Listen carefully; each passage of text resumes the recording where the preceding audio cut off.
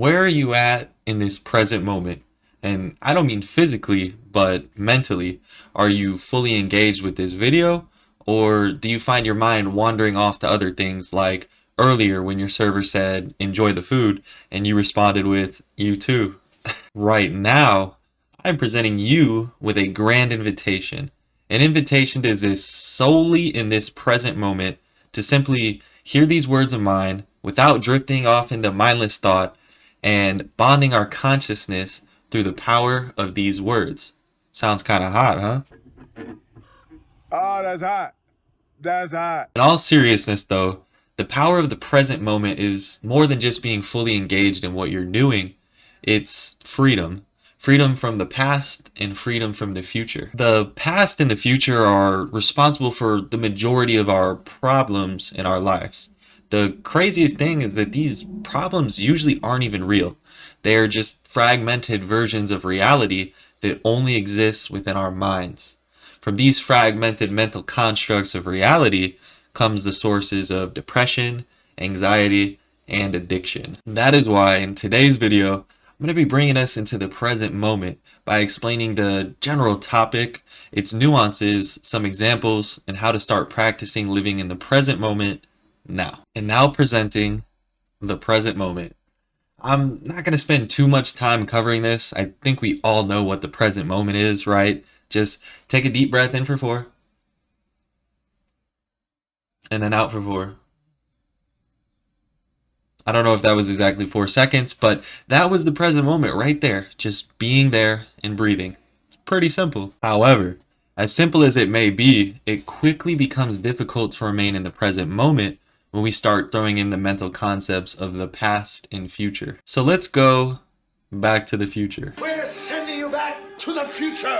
Yep, I stole the title. What's Universal gonna do? Sue me? But anyways, back to the article. The future is not real. It's just a mental simulation that our brains make up to try and feel in control. If 100 people visualize the same event, like maybe a specific party, there's going to be 100 different mental concepts of what that event will be like, none of which will match the exact accounts of the real event when it happens. And the same situation can be applied to the past. There's going to be 100 different recollections of that party, and none of those are going to be right either. This is why I argue that not even the past is real. It's, again, just another mental construction of past events that we were a part of, or maybe not even a part of. Construction is the important word here. There's an actual psychological concept known as constructive memory, which refers to the process where our brains actively create and reconstruct memories rather than actually retrieving the exact replicas of the past events. Meaning it's not accurate, therefore it's not real. You might think something went way worse for you than it actually did. You might even exclude some good qualities of yourself that were present in that moment, depending on your level of self-esteem. You might even also draw some false conclusions about all kinds of things, which leads me to the point of why I'm explaining all this to you. Frequently living in the past or future comes with some problems. A common manifestation of frequently living in the past is known as depression. We remember bad things that did happen and we struggle with letting them go. It is the obsession with the past that leads to feeling hopeless in the present and hard to even think about the future. Now, obviously, there's nuance to depression, right? It's not that simple. Things like lifestyle, hormones, those things play a big role. Maybe something really bad happened, but being stuck in the past mentally is one of the key characteristics, and it just perpetuates the problem. And the common manifestation of frequently living in the future would be anxiety. An anxious person is going to constantly be thinking of what's going to happen and simulating what might happen in their mind, imagining all the negative outcomes that might happen and how they're going to try and avoid them. But when it comes down to it, the things they're imagining almost never actually happen, or at least they literally never 100% happen that way.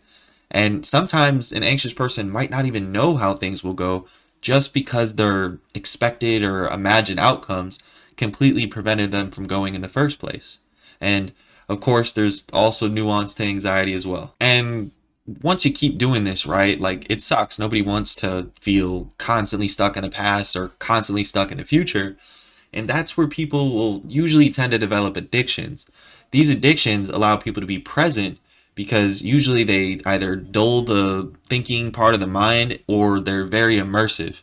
And they're going to allow you to escape the anxiety and escape the depression. And I mean, it makes sense, right? Let's say you're worrying about some upcoming bills and it is just stressing you out. So you drink a few brewskis and or you roll up a J and say fuck it, like Cat Williams. I don't know what I'm gonna do about this life. Fuck them goddamn life. And that's cool, I guess. You know, you do it one time to ease it, or every now and then, but when it becomes an addiction, you know, you keep repeating them and they lead to a gradual dulling and minimization of your life. They cause you to become dependent and they usually just make us more anxious and more depressed. Now, luckily, there's a much better solution, a natural way of being present, which I'm going to cover in a little bit. But before we get into how to fix it, let's understand, why do we start to live in the past and future?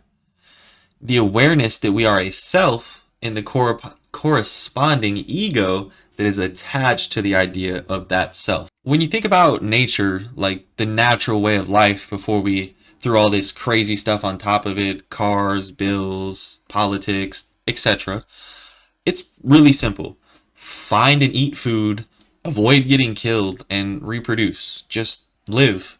And all in the name of survival. Then you throw in self-awareness into that equation, and things start to get a little bit complicated. Good old self-awareness comes in like a wrecking ball without humping it like Miley Cyrus did. Now, you can rewind that if you want to. I'm not going to judge. But the point being made was that, kind of like how that just took us out of the present moment, that's what self-awareness does. Now, I'm not going to just dump on self-awareness here, right? Because we want to be self-aware. But when you don't hone it in, you know, it can kind of become a mess. I think Eckhart Tolle presented one of the best references to self-awareness from the biblical story of Adam and Eve. And the exact quote is, "And the eyes of them both were opened, and they knew they were naked. And they sewed fig leaves together and made themselves aprons." That's from Genesis 3:6-7. I don't know how to read biblical references.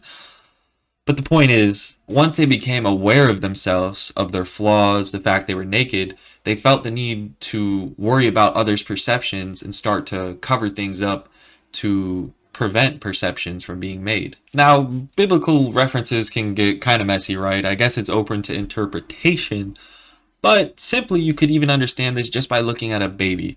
They don't feel shame when they try to walk. They get back up and keep trying regardless of how long it takes them. It isn't until around like 2 years old when we start to develop self-awareness, and along with that self-awareness comes feelings of shame, pride, guilt, other negative self-feelings. When we become aware of ourselves, similar to the story of Adam and Eve, we feel the need to protect our self. This protection of the self is carried out by the ego, and the ego depends on the past for its identity and the future to find its fulfillment. And it doesn't even have to be a good identity or even a good future. It can be said that the ego is also what keeps people from trying, avoiding failure, and stuck at a lower level of existence. And it's all for the sake of the ego's preservation, not your happiness. So I know a lot of times when we think about egotistical people, we're going to think about like narcissists, right? That are all about themselves.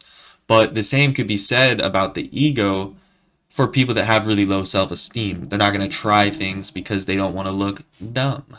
Now, believe me, brother, I've lived that life. And I'm not farming sympathy points here. I'm past it. But I have had my experience with depression and anxiety, and recognizing how often I was in my head was shocking. I would look to my past to tell the sad story of how blank happened to me and that's why I'm such and such, or how my future is going to go a certain way so I shouldn't even try. Therefore, I remained scared, lonely, ashamed, and that was the story I kept telling myself, and it was the story I continued to tell in a similar way. The thing that was happening was my ego was taking over and it was doing its best to try and prevent future shame. And that's where it's key to remember here that like the ego isn't necessarily trying to be an enemy. It just, if you're trying to be a fulfilled person, live like a, you know, a well-rounded life, the ego's gonna get in your way. Now it wasn't until I became aware of how often I was stuck in my head out of the present moment that I was then able to start making change instead of just thinking. I replaced thought with action, and along the way I started to remember who I was. I am a smart, capable, kind person who loves learning cool things and teaching other people about those cool things, and also making people laugh whenever I can. Most importantly, though, I am. That's it. Now, obviously, my change, my shift didn't happen overnight. So, how did I do it? How does one let go of the past and future and start being more present? Great question. Let me explain. Let me explain something to you. So, how do we be present? Like I said before, it's simple to understand what being present is, but it's sort of difficult to practice. It requires a lot of patience with yourself because you're going to start recognizing just how often you are not present, and it might be a little frustrating at first. It's hard to say exactly what to do. Truthfully, a lot of people probably aren't ready for this yet, but I think once you decide, like, okay, I'm tired of living this way, something needs to change, I think that that's the best way that you know for certain that you are ready. So when you are ready, it really comes down to three things: letting go, acceptance, and mindfulness. So let's kick it off by talking about letting go. Now, for those of you country music fans out there, there's a beautiful song by Tim McGraw called Let It Go. And if you're actively trying to let go of something, highly recommend listen to this song. You might cry a little bit, but it's all part of the healing, brother. In the song, he says it's like carrying around the past in a 100-pound sack. Expectations, fears, regrets, that's all the stuff that's weighing you down. Instead of playing out the mental stories that are associated with those various things, we have to start catching ourselves as we start to think about them and follow down that path. This is, of course, where mindfulness comes into play, but we'll get more into that in just a little bit. Basically, just catch yourself when you're mentally playing something out in the past or the future. Acknowledge, I'm not present right now, and do your best to stop that thinking in that direction. When you first start doing this, you might be like, oh shit, I need to stop doing that, and then like it'll keep happening, but stick with it and just breathe. You got this. And now on to acceptance. Of course, choosing to let things go requires acceptance. The essence of acceptance is just accepting things have happened and things will happen. I cannot stress enough that it really is our reactions to things that cause us suffering, not the things, except some obvious things like death, right? But everything else, it's usually on us. When we are able to accept things, we can be present. We don't have to be constantly thinking about what happened or what will happen. We accept things for what they are, and we have confidence in ourselves that we will be fine regardless of the outcomes. I often like to think of two phrases when I'm struggling to accept something. This too shall pass, and vai passar. Same thing, but it sounds cooler because it's in Portuguese. Now, disclaimer, because acceptance usually has its haters. They're like, oh, you just accept getting beat up or something. No. Acceptance does not mean turning a blind eye to things or just rolling over and letting things happen. Obviously, you want to put in the effort or the action to get your desired outcomes, of course. The key distinction is between someone giving up and someone accepting something is that you do what you can, but you're okay with the outcomes. With you can accept the outcomes without having to torture yourself with negative feelings that result from the whatever happened. And the last and final part, the crown jewel of the whole practice of presence, mindfulness. You must be mindful to recognize when you are out of presence. Otherwise, you're just going to continue along whatever direction your thoughts takes you, completely unaware. You must be mindful to think, I need to let this go, or I have to accept this. Now, this isn't easy because you've become so used to living outside of the present for so long then of course it's going to take time, it's going to take effort, so you can erode those old patterns of thinking. Some great ways of developing mindset include affirmations. So I've done a whole video on this. You can check that out if you want to. Use affirmations like I am letting go, I am accepting this, or I will be okay no matter what. You can also try breathing exercises, and these are going to help you remain present and stop thinking. Just begin practicing breathing deeply in and out through your nose, in for 4, out for 4. And it's really nice to just do this while walking. Another practice you can do is journaling. Gotta love the journaling. You could write about a situation where you kept drifting into certain thoughts about the past or future, whatever. Where were you at the time? What might have triggered these thoughts? And this can start to bring awareness towards those situations where you're leaving the present. And the final thing I'd recommend is 10 minutes a day of meditation. It really just helps you learn to be aware of the direction of your thoughts and kind of controlling them a little bit better, not having to react to them. And the key thing to remember with every practice taught here is they are a practice which requires repetition. Making the decision to be present today works today, but it will not work tomorrow unless you continuously choose to do it again and again. And that's it. That's all I got for y'all today. It's, like I said, it's simple, but it's kind of difficult, you know. Let go of the things you gotta let go of, accept the things you need to accept, and keep being mindful.